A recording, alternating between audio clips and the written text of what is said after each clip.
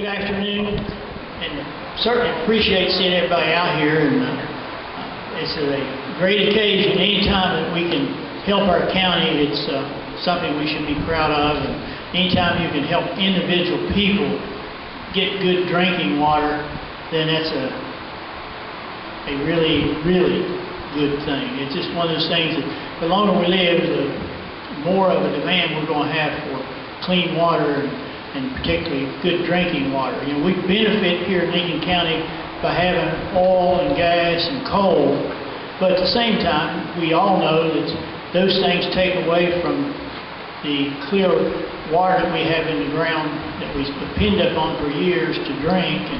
And the longer we use it, the more we find that the iron and those things in the sulfur and things makes it more difficult to enjoy. But we, as a county, and as a county commission, working with the PSDs and the water providers, we have made that our #1 goal for the last 7 or 8 years. Us do anything we can as we get oil and gas money, coal money in on taxes, that put that towards a project that will help people forever and ever and ever. And we have decided back some time ago that public water is that. And we just have put our money where our mouth is. We said we believe that, and we're going to put the coal severance money to extending water lines, bringing new water lines, and making the water plants and providers better. So we're just happy to be part of that.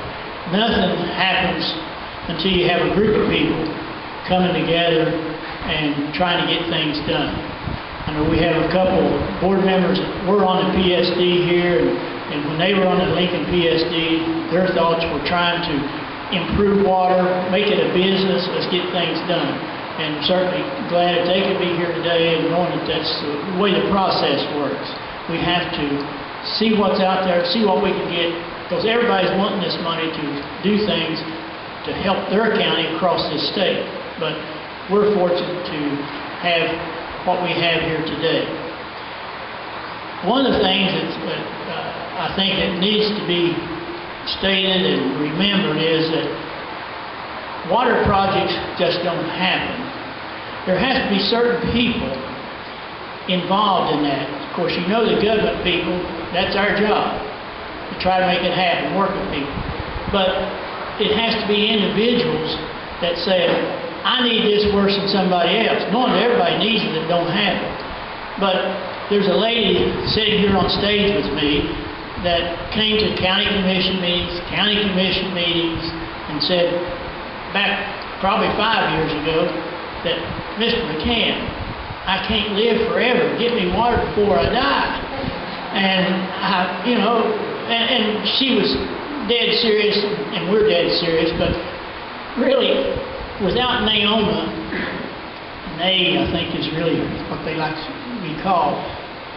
But without her and the work that she done in the community, keeping it alive, and keeping pressure on the county commission, I don't think it would have happened as quick as it did. So let's do that.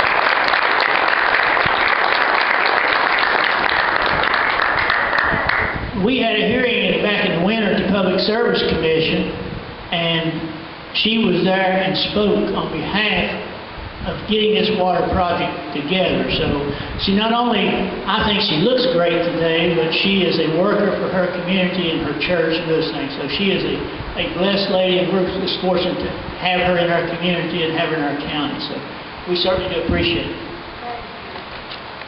Of course, trying to put the money package together and get things done, sometimes, you look at politicians, and some people say, well, they're no good. Maybe more than just a few people say that. But without the way our system works, our republic is based upon people in office taking their job and their responsibilities serious. One of those people that, when we got into this, started trying to get some money to make it happen. We know that we heard all about the president coming with the stimulus money. Well, when we got this program together and working with Mike, the director, and the engineering outfit, a phone call was made to Sherry Adams. And Sherry Adams is just a name, I'm sure, but she's really from Lincoln County. She lives in Wayne County, I think now, works at the Corps of Engineers in Huntington. But we did have a phone conversation, and by talking with Sherry, working with Congressman Rahal, we were able to get $1 million of stimulus money for this project. So I'd like to thank Sherry and Robbie Queen here from Rahal's office. Robbie is well experienced. He started yesterday for the congressman. So he's on a new job, but we hope to look forward to working with him. He's from the area, from Logan County, and once he takes care of Logan County's needs, we expect him to take care of Lincoln County's needs. So,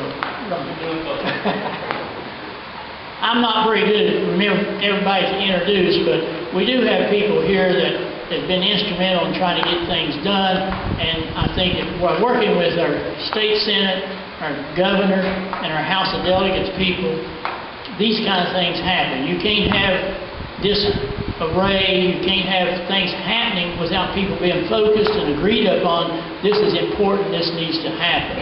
So I know this is the time that we should recognize those, and if any of those elected people are here wish to speak, we can certainly do that, but I'll just start around the horn and make sure that we introduce them. We have Josh Stowers.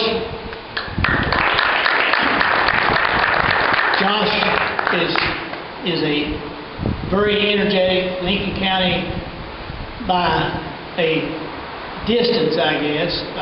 I know he has lots of relatives here, didn't grow up here, but he moved back here now, and he represents us quite well. Beside him is Greg Butcher.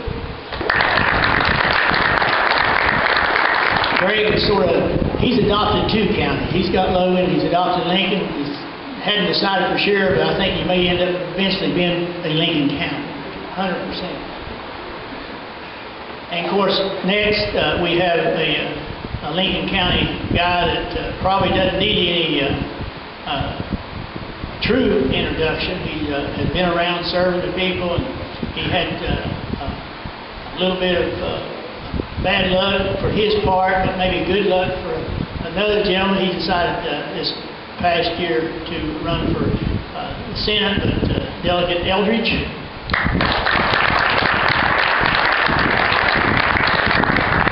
And then our present senator and Senator-elect Ron Stallings. Of course, Gilmer Mosteller, he may be the senior advisor on the PSD board, Lincoln PSD. Gilmer.